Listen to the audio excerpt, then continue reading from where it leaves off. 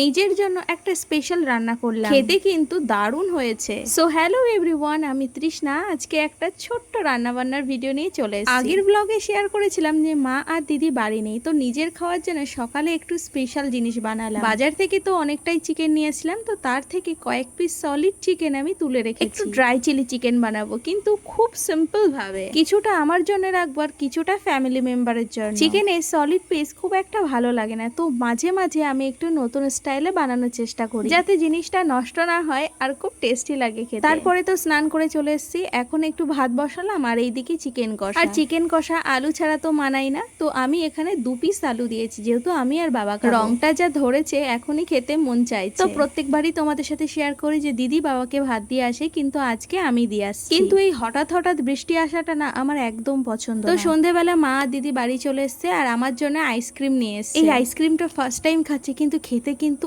অসাধারণ। দামটা কিন্তু এমন বেশি তাও না, মাত্র 20 টাকা, কিন্তু খেতে কিন্তু ভালোই টেস্টি। সো আজকের ভিডিওটা তোমাদের কেমন লাগলো